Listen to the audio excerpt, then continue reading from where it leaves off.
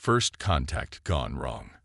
The observation deck of the UES Pathfinder offered the best view in the entire research vessel. Commander Elena Reyes stood with her hands clasped behind her back, watching the slow drift of cosmic dust against the backdrop of unfamiliar stars. The Pathfinder had ventured farther than any human ship before, deep into the uncharted Epsilon sector, where no Earth signals had ever reached. "Commander," Lieutenant Park's voice came through her neural implant. "Sensors are picking up an artificial structure at coordinates 347 Mark 12. Elena's pulse quickened. "Classification: unknown, ma'am. It's definitely not one of ours. Size and configuration suggest a vessel of some kind, but it doesn't match any known signatures."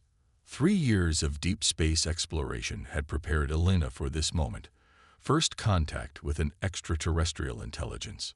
The Pathfinder wasn't alone in the universe anymore.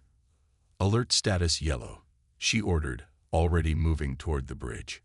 "I want all departments ready but non-threatening. Remember our mission parameters." The Pathfinder was humanity's hand extended in peace, a research vessel with minimal defensive capabilities, but cutting-edge scientific equipment. The United Earth Alliance had been clear: observe, document, and establish peaceful contact if possible. The ship's sleek design housed laboratories and diplomatic facilities rather than weapons arrays. Elena entered the bridge to find her crew already at their stations, faces illuminated by the blue glow of holographic displays. On the main view screen, a massive vessel hung against the starfield. Its hull was covered in what appeared to be interlocking hexagonal plates, giving it an organic, almost reptilian appearance. "Life signs?" Elena asked, settling into her command chair. Science Officer Takumi checked his readings. "Thousands, Commander. Multiple species, though one biosignature is dominant." "They've noticed us," reported Tactical Officer Rodriguez. "They're altering course to intercept." Elena took a deep breath. "Open all standard greeting channels. Broadcast the first contact protocol package." Communications Officer Chen nodded, his fingers dancing across his console. "Transmitting now. Full spectrum. All frequencies." The first contact protocol was the culmination of decades of linguistic and anthropological research, mathematical sequences, basic scientific principles, and simplified representations of human culture and biology. It was designed to establish a foundation for communication with any intelligent species. Minutes passed in tense silence as the alien vessel drew closer. It dwarfed the Pathfinder, at least 4 times its size. "We're receiving a response," Chen announced suddenly. They're mirroring our transmission patterns." Elena leaned forward. "They understand. Put it through." The view screen flickered, and an alien face appeared. The being had iridescent scales covering a broad, flat head with 4 eyes positioned in a horizontal row. A translator overlay began attempting to decipher the clicks and hisses emanating from a lipless mouth. "This is Commander Elena Reyes of the United Earth Alliance vessel Pathfinder. We come in peace, seeking knowledge and friendship." Her words were simple, designed to be easily translatable. The alien's upper eyes narrowed while the lower pair widened, an unreadable expression. After a moment, broken English came through the translator. "I am Overseer Kextar of the Fortune Empire. Your vessel has entered Fortune space. We apologize for any territorial transgression," Elena replied smoothly. "We are explorers from Earth, seeking peaceful contact with other intelligent life." "Earth," the alien repeated, the word sounding harsh through its vocal apparatus. "Unknown to Fortune records. Explain capabilities and resources." Elena proceeded cautiously, sharing basic information about the Pathfinder's scientific mission, while deliberately keeping details about Earth's location and defense capabilities vague. Something about the alien's focus on resources set off warning bells in her mind. "Your species is new to deep space?" Kextar asked. "We have been exploring beyond our home system for approximately 50 Earth years," Elena answered. The alien made a gesture that the translation software couldn't interpret. "Request permission to send diplomatic party to your vessel." Establish relations. Lieutenant Rodriguez shifted uncomfortably at her tactical station. Alina shared her unease, but first contact protocols were clear. Openness and transparency were essential to building trust. We would be honored, Alina replied. We can prepare our conference facilities. Proximity alert, Rodriguez shouted suddenly. Multiple smaller craft launching from the Fortune vessel. Raise shields, Alina ordered immediately. Too late, Rodriguez replied, her voice tight. They're employing some kind of phase technology. They're already inside our shield perimeter. The bridge rocked violently as the first impacts hit the Pathfinder's hull. Warning klaxons blared throughout the ship. Hull breach on decks 3 and 4, Engineering Officer Kwan reported.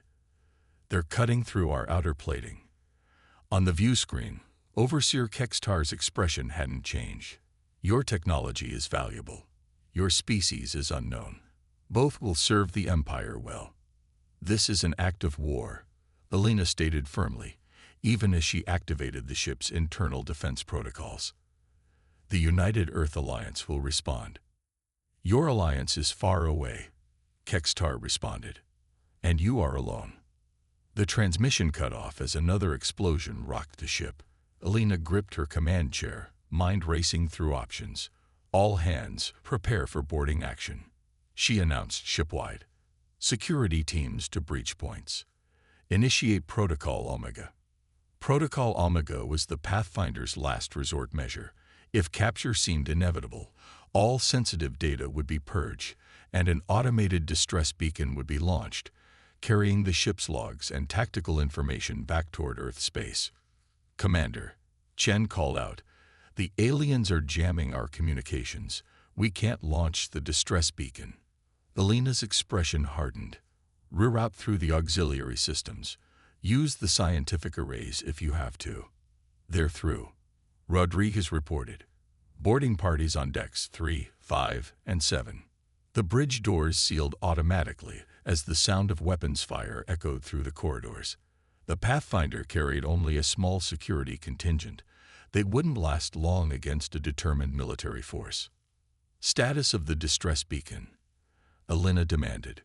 Chen worked frantically at his station. I've modified the signal to piggyback on stellar background radiation. They might not detect it, but it'll be slow. Do it. The ship shuddered as another explosion tore through a lower deck. Smoke began filtering into the bridge through the ventilation system. Beacon away, Chen confirmed. But I don't know if. The bridge doors burst open in a shower of sparks. 6 armored Vorchans stormed in, wielding what looked like energy weapons. The security officers raised their sidearms, but Alina raised her hand. Stand down, she ordered. Fighting now would only result in needless deaths. The largest Vorchan stepped forward, its 4 eyes scanning the bridge crew with cold calculation. This vessel is now property of the Vorchan Empire. Resistance will result in termination. Over the next hours, the Pathfinder's crew was systematically rounded up and contained in the cargo bay. Alina observed the Vorchans carefully as they worked with ruthless efficiency, categorizing technology and resources with practiced ease. These weren't explorers encountering a new species. This was a well-rehearsed raid. They were pirates, hiding behind the facade of a legitimate government. Kextar himself came to interrogate Alina, now separated from her crew and brought to her own ready room. Your species possesses unexpected technological development, he noted, examining a neural interface device. Your materials science particularly interests us. The United Earth Alliance will come looking for us, Alina stated calmly. Kextar made a dismissive gesture. By the time they find this vessel, if they ever do, we will be long gone. Your crew will serve in our mining operations. Your officers will provide technical expertise. You, Commander, will provide information about your homeworld. I will tell you nothing. They all say that, Kextar replied. But pain is a universal language. What Kextar didn't know, what Alina herself only knew in the vaguest terms, was that the Pathfinder's distress beacon wasn't just broadcasting to Earth. It was broadcasting to something much closer. 16 light-hours away, on the edge of a dense asteroid field, a signal was received. A vessel completely absent from official UEA records powered up its systems. Its matte black hull absorbed rather than reflected light, rendering it nearly invisible against the backdrop of space. Only the most discreet indicator lights suggested it was anything other than another asteroid. In its command center, Admiral Garrett Morgan reviewed the automated distress call, his weathered face illuminated by the red glow of tactical displays. "Positive ID on the Pathfinder's emergency code," reported his executive officer. "Signal analysis confirms hostile contact and boarding action." Morgan nodded once. The Cerberus program had been created for exactly this scenario. While the UEA publicly pursued peaceful exploration, the harsh reality of the universe demanded preparation for less idealistic outcomes. "Alert all teams," Morgan ordered. "Prep for full combat deployment. I want tactical options in 5 minutes." Around him, the crew of the UES Vigilance, a warship that officially didn't exist, moved with silent efficiency. Unlike the research vessels of the public fleet, the Vigilance was built for one purpose: war. Its experimental weapons systems, quantum-enhanced armor, and stealth technology represented the pinnacle of human military achievement. "Sir," his tactical officer approached with a data tablet. "Preliminary scans of the attacking vessel suggest it belongs to a species we haven't encountered before." Morgan studied the images transmitted in the Pathfinder's distress call. "They made a critical error today. Sir, they assumed humanity came in peace because that's all they could see." Morgan's eyes narrowed. "They're about to learn what we keep in the shadows. Humanity unleashes hell." The UEA's Vigilance slipped through space like a predator through dark water, its advanced stealth systems rendering it practically invisible to conventional sensors. Behind it followed 3 smaller vessels, Wraith-class strike ships, equally stealthy and lethal.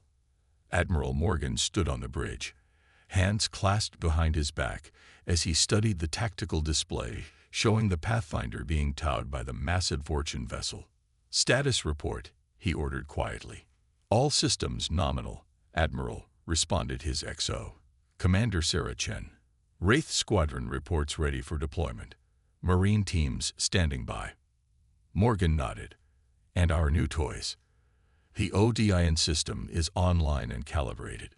Quantum torpedoes are loaded and primed." "Good." Morgan's voice was calm, but there was steel underneath. "Begin Phase 1.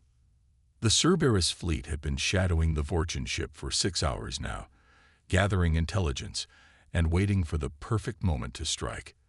The aliens had taken the Pathfinder to what appeared to be a hidden outpost in an uninhabited star system, a forward operating base for their piracy operations. Life sign analysis confirms 142 human biosignatures on the Pathfinder, reported Science Officer Kwan. Several show signs of physical trauma, but all are stable. Morgan's jaw tightened. And the Fortunes? Approximately 300 on their main vessel, another 200 on the outpost. Tactical analysis. Morgan turned to his weapons officer. Lieutenant Commander Suarez gestured to the holographic display. "Their technology is advanced, but predictable. Standard energy weapons, regenerative shielding, and what appears to be some form of phase-shifting technology for bypassing defensive barriers. Nothing we haven't prepared for." "Their weakness?" "Overconfidence," Suarez replied without hesitation. "They've positioned minimal perimeter defenses. No indication they expect any threat. Their ships are designed for intimidation and overwhelming force against unprepared targets, not sustained combat against a military opponent." Morgan allowed himself a thin smile. "Then let's introduce ourselves properly. Begin Electronic Warfare Package Alpha. I want their communications and sensors blinded before they know we're here." Across the Cerberus fleet, specialized systems activated, flooding the electromagnetic spectrum with precisely targeted interference. On the Fortune vessels, warning systems would be struggling to differentiate signal from noise, communications becoming garbled and unreliable. EDU package deployed and effective, reported Commander Chen. Their internal communications are degrading. External communications are severed. Deploy Wraith Squadron, Morgan ordered. Standard infiltration protocol. The three smaller ships detached from their holding formation, accelerating silently toward different points around the Fortune base. Each carried a team of Cerberus operatives, elite soldiers with cutting-edge combat augmentations and specialized training for extraterrestrial encounters. Humanity unleashes hell. The UES Vigilance slipped through space like a predator through dark water, its advanced stealth systems rendering it practically invisible to conventional sensors. Behind it followed three smaller vessels, Wraith-class strike ships, equally stealthy and lethal. Admiral Morgan stood on the bridge, hands clasped behind his back as he studied the tactical display showing the Pathfinder being towed by the massive Fortune vessel. "Status report," he ordered quietly. "All systems nominal." "Admiral," responded his XO, Commander Sarah Chen. "Wraith Squadron reports ready for deployment. Marine teams standing by." Morgan nodded. "And our new toys. The ODIN system is online and calibrated. Quantum torpedoes are loaded and primed." "Good." Morgan's voice was calm, but there was steel underneath. "Begin Phase 1. The Cerberus fleet had been shadowing the Fortune ship for 6 hours now, gathering intelligence and waiting for the perfect moment to strike. The aliens had taken the Pathfinder to what appeared to be a hidden outpost in an uninhabited star system, a forward operating base for their piracy operations. Life sign analysis confirms 142 human biosignatures on the Pathfinder, reported Science Officer Quan. Several show signs of physical trauma, but all are stable. Morgan's jaw tightened. And the Fortunes? Approximately 300 on their main vessel, another 200 on the outpost. Tactical analysis. Morgan turned to his weapons officer. Lieutenant Commander Suarez gestured to the holographic display. "Their technology is advanced, but predictable. Standard energy weapons, regenerative shielding, and what appears to be some form of phase-shifting technology for bypassing defensive barriers. Nothing we haven't prepared for." "Their weakness?" "Overconfidence," Suarez replied without hesitation. "They've positioned minimal perimeter defenses. No indication they expect any threat. Their ships are designed for intimidation and overwhelming force against unprepared targets, not sustained combat against a military opponent." Morgan allowed himself a thin smile. "Then let's introduce ourselves properly. Begin Electronic Warfare Package Alpha. I want their communications and sensors blinded before they know we're here." Across the Cerberus fleet, specialized systems activated, flooding the electromagnetic spectrum with precisely targeted interference. On the Fortune vessels, warning systems would be struggling to differentiate signal from noise, communications becoming garbled and unreliable. "EDU package deployed and effective," reported Commander Chen. "Their internal communications are degrading. External communications are severed. Deploy Wraith Squadron," Morgan ordered. "Standard infiltration protocol." The three smaller ships detached from their holding formation, accelerating silently toward different points around the Fortune base. Each carried a team of Cerberus operatives, elite soldiers with cutting-edge combat augmentations and specialized training for extraterrestrial encounters. "Wraith Squadron away," Chen confirmed. "Estimated time to insertion points: 3 minutes." Morgan turned to the communications officer. "Open a channel to the Fortune vessel. Let's see if they're willing to be reasonable."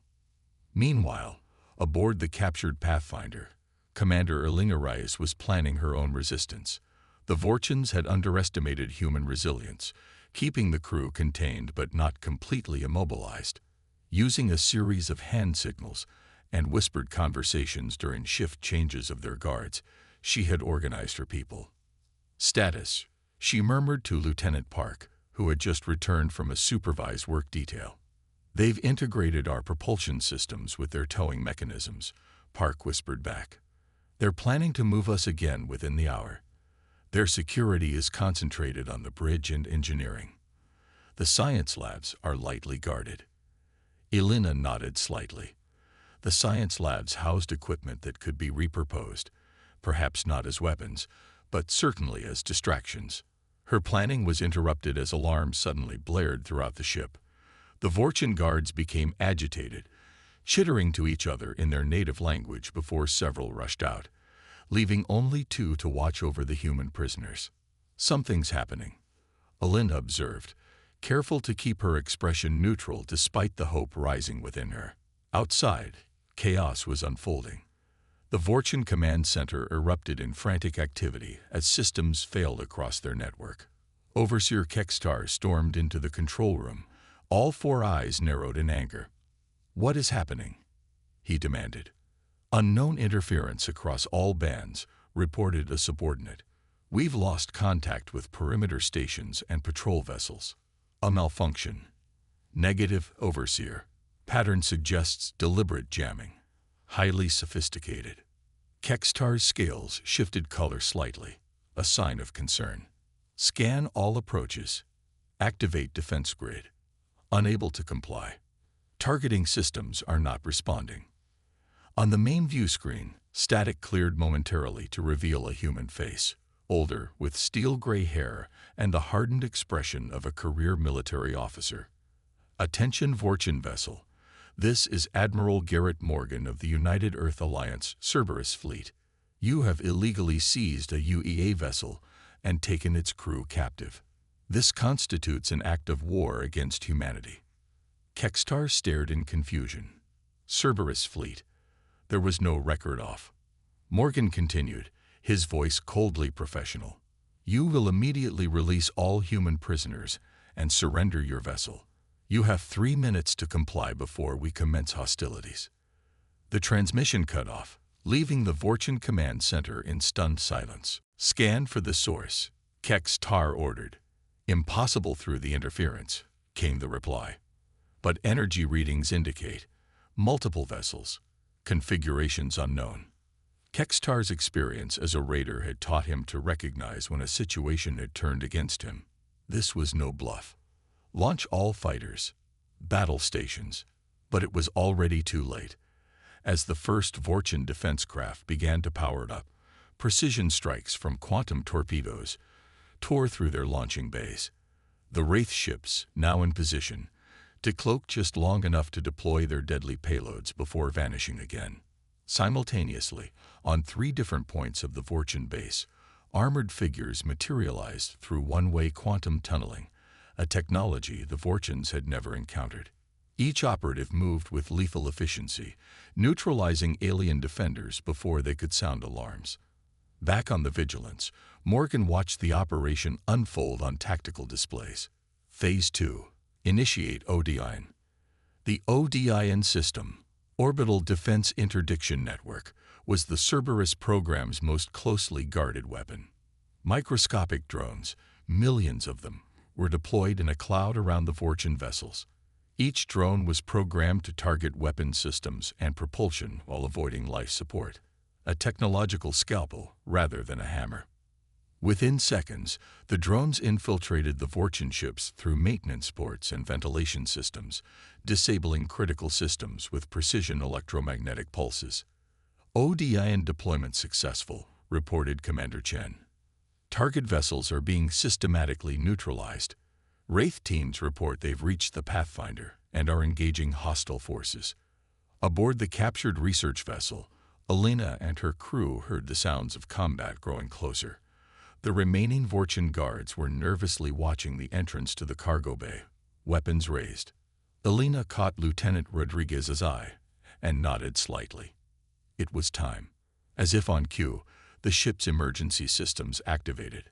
Fire suppression, atmospheric venting, and security lockdowns triggering simultaneously across multiple decks. Alina's crew had managed to sabotage just enough systems to create chaos without endangering the ship. The confused guards turned toward the new alarms, and that moment of distraction was all the Cerberus operatives needed. The cargo bay doors blew inward with controlled precision, and armored figures poured through the opening. Their weapons fired with barely audible whispers, dropping the Vorchin guards before they could react. The lead operative approached Alina, helmet visor retracting to reveal a human face. Commander Reyes.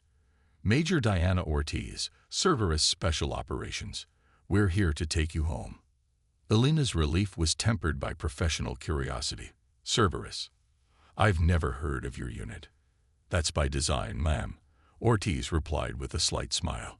We're the part of the UEA that doesn't make it into the brochures. On the Vorchan command ship, Overseer Kextar watched in disbelief as his forces were systematically dismantled.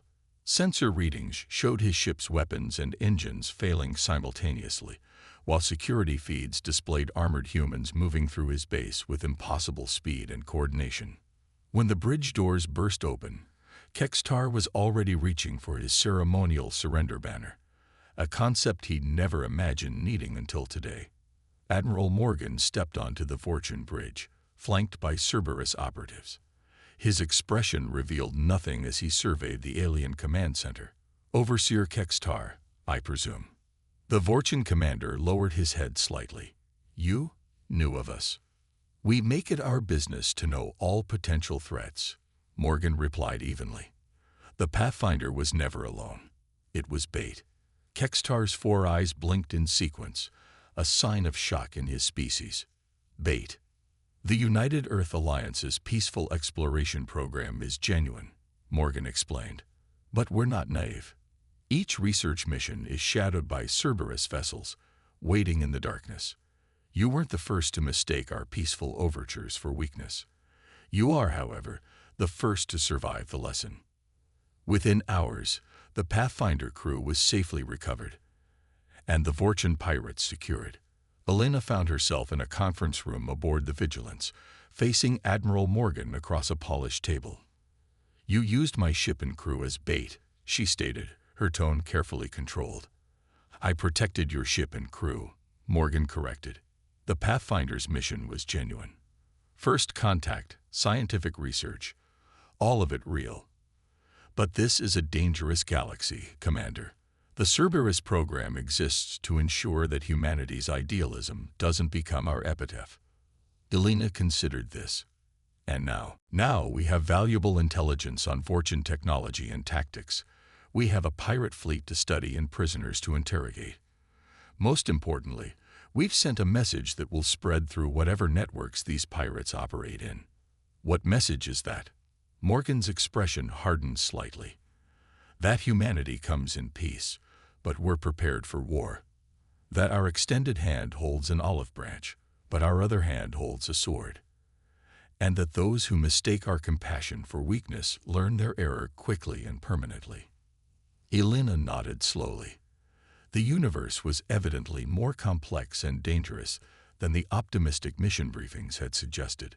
Perhaps having shadows like Cerberus was necessary, so that ships like the Pathfinder could continue reaching out in friendship rather than fear. As the Vigilance began its journey back to Earth space, word of the encounter spread rapidly through Vorchan communication channels. The message was clear.